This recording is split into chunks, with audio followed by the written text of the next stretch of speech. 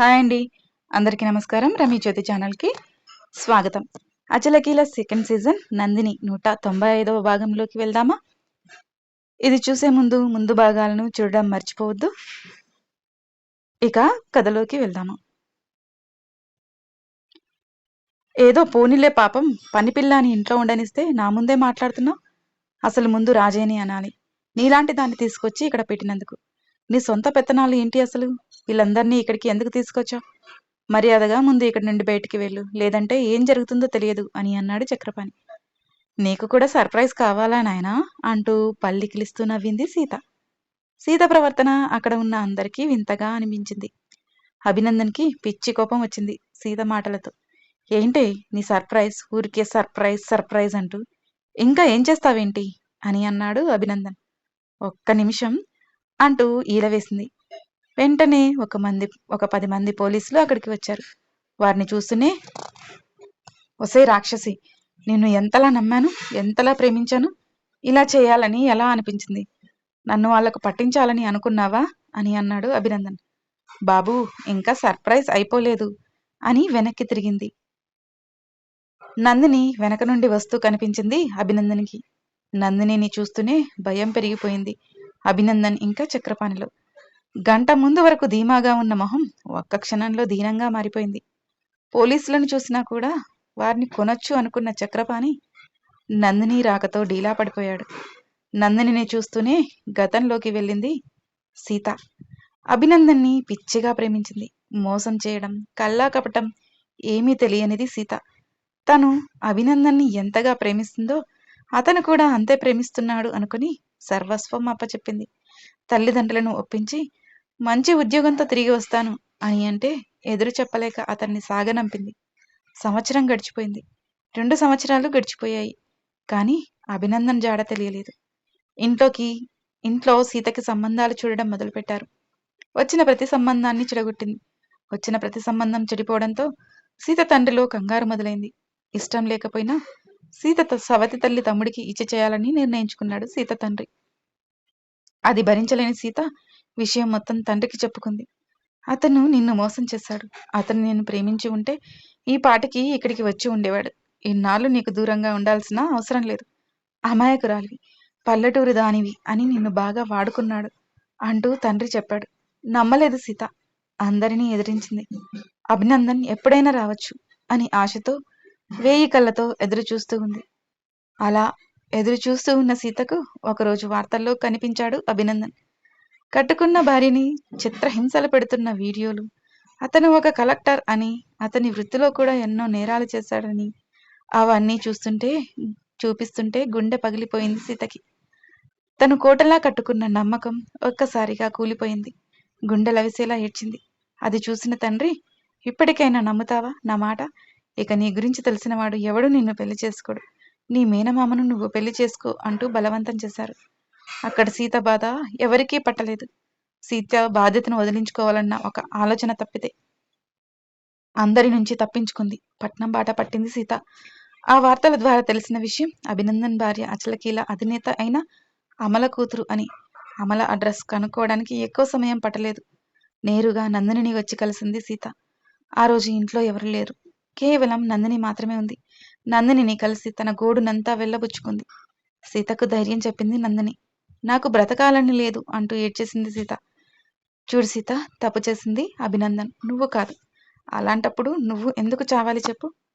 అమ్మకు చెప్పి నీకు ఏదైనా మంచి పని ఇప్పిస్తాను, చేసుకో. నీ కాళ్ళపై నువ్వు నిలబడు. నీకోసం ఎవరో ఒకరు ఎక్కడో ఒక చోట పుట్టే ఉంటారు. అయినా పెళ్లి పెద్ద సమస్య కాదు.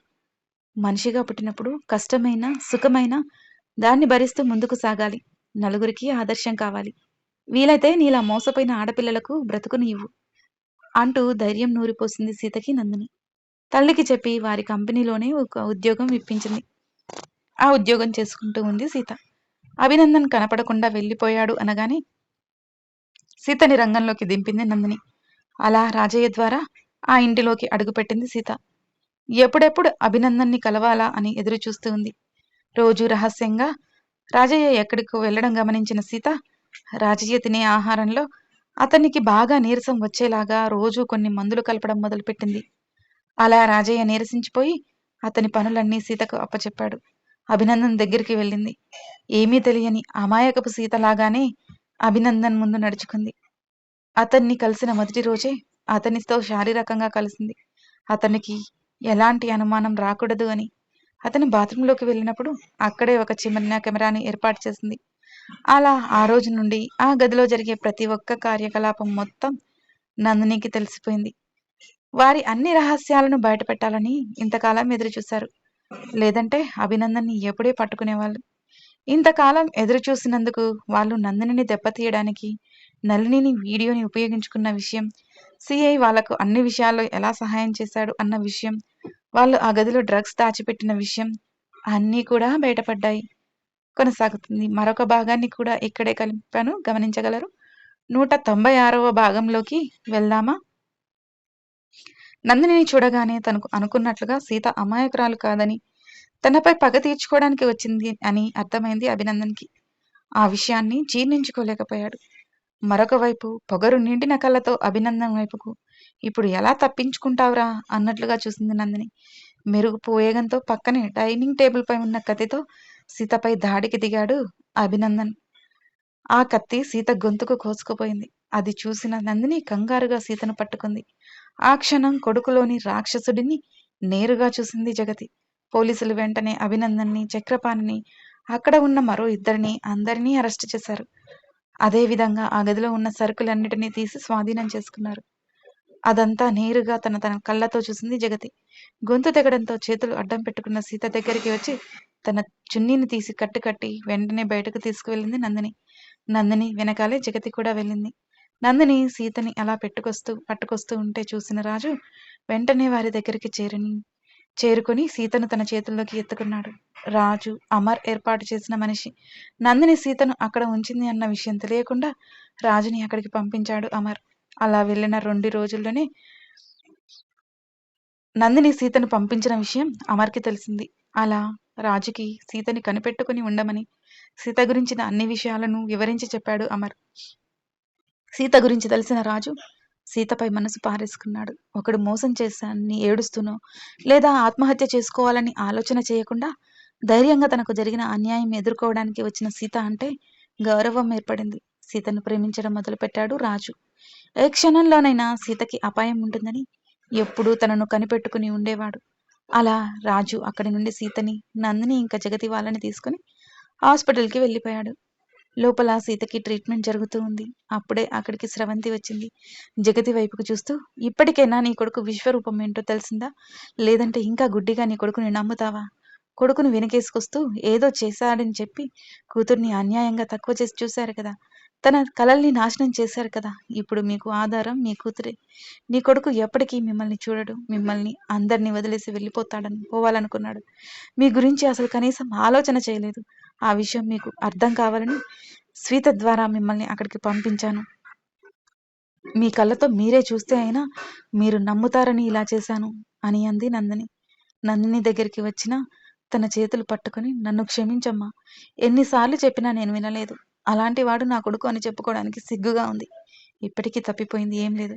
నా కూతురికి తన జీవితంలో తను కోరుకున్న స్థానానికి చేరుకోవడానికి నేను సహాయం చేస్తాను. ఇక ముందు కొడుకైనా కూతురైనా నాకు అన్ని స్రవంతిని అని అంది జగతి. స్రవంతి తనకు చేసిన సహాయానికి తన రుణాన్ని తీర్చేసుకుంది నందిని. నందినికి కృతజ్ఞతలు చెప్పుకుని అక్కడి నుండి తల్లిదండ్రులను తీసుకుని వెళ్ళిపోయింది స్రవంతి. అక్కడే ఉన్న రాజు నందిని దగ్గరికి వచ్చి, మేడం మీరు కోర్టుకు వెళ్ళండి. సీతను నేను చూసుకుంటాను అని అన్నాడు. జాగ్రత్త అని నేను చెప్పను రాజు. నాకు అన్నీ తెలుసు. నువ్వు చాలా జాగ్రత్తగా చూసుకుంటావని అంటూ అక్కడి నుండి వెళ్ళిపోయింది నందిని.